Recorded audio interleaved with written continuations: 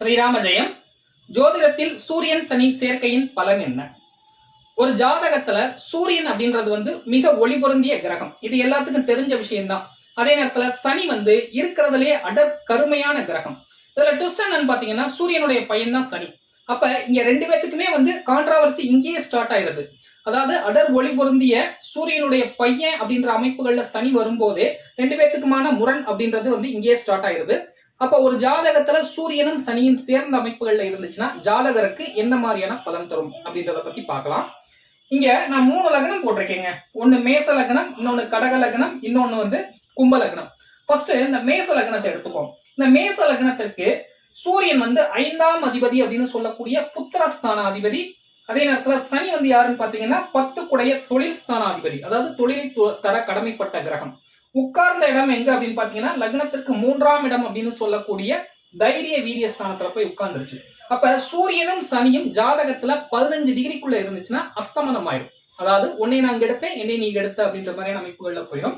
அப்ப இந்த ஜாதகத்திற்கு ஆதிபத்திய ரீதியான அமைப்புகள்ல 5ஆம் அதிபதியாகிய சூரியன் தர கடமைப்பட்ட புத்திர பாக்கிய அமைப்புகள் பாதிக்கப்படும். அதே மாதிரி 10ஆம் அதிபதியாகிய சனி தொழிலை தர கடமைப்பட்ட கிரகமான அமைப்புகள்ல சூரியனோட சேர்ந்து அஸ்தமனமான அமைப்புகள்ல இருக்கிறதுனால தொழிலும் பாதிக்கப்படும். அதாவது இந்த அமைப்புகள்ல இருந்துச்சுன்னா அவங்களுக்கு புத்திரபாக்கிய அமைப்புகள்லயும் பிரச்சனை இருக்கும், தொழில் அமைப்புகள்லயும் பிரச்சனை இருக்கும். அது மட்டுமா சனி எந்த இடத்துல உட்கார்ந்து இருக்குன்னா தைரிய வீரியஸ்தானத்துல உட்கார்ந்து இருக்கிறதுனால இந்த பாவகமும் கெடும். இது பார்க்கும் இடமெல்லாம் கெடும்.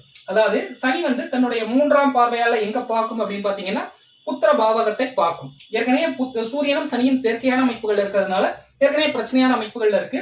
அதுக்கடுத்த அமைப்புகள் என்ன ஆகும் அப்படின்னு பாத்தீங்கன்னா லக்னத்திற்கு, அதாவது சூரியன் என்ன பார்க்கும் அப்படின்னு பாத்தீங்கன்னா லக்னத்திற்கு இந்த 7ஆம் பார்வையால லக்னத்திற்கு 9ஆம் பாவகத்தை பார்க்கும். அதே மாதிரி சூரியனும் சனியும் சேர்ந்து இந்த இடத்த 9ஆம் பாவகத்தை பார்க்கறதுனாலையும் சூரியனும் சனியும் செயற்கையான அமைப்புகள்ல இருக்கிறதுனாலையும் சூரியன் ஒரு ஜாதகத்துல தந்தை அப்படின்ற அமைப்புகள்ல குறிக்கிறதுனால தந்தை இருக்கக்கூடிய அமைப்புகள் கண்டிப்பாக இருக்காது. அதே நேரத்துல இங்க குரு எப்படி இருக்காருன்றத பார்க்கணும். பொதுவான அமைப்புகள்ல பாத்தீங்கன்னாலே இவருக்கு தந்தை சார்ந்த அமைப்புகள்ல ஏதாவது ஒரு பிரச்சனைகள் இருக்கும்.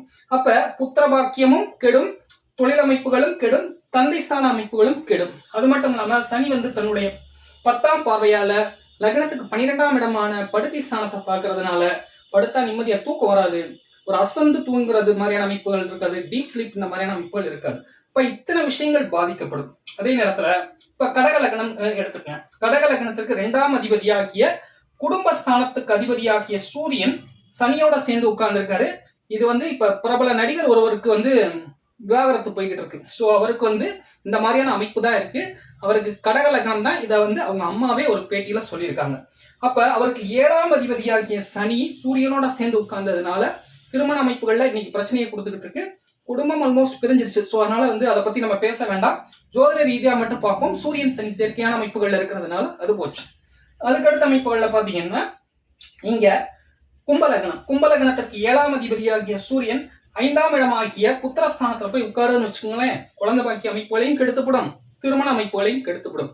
அதாவது சூரியன் சனி செயற்கையான அமைப்புகள்ல 15 டிகிரிக்குள்ள இருந்துச்சுன்னா இருக்கும் பாவகமும் கெடும், பார்க்கும் இடமும் கெடும், ஆதிபத்திய அமைப்பும் கெடும்.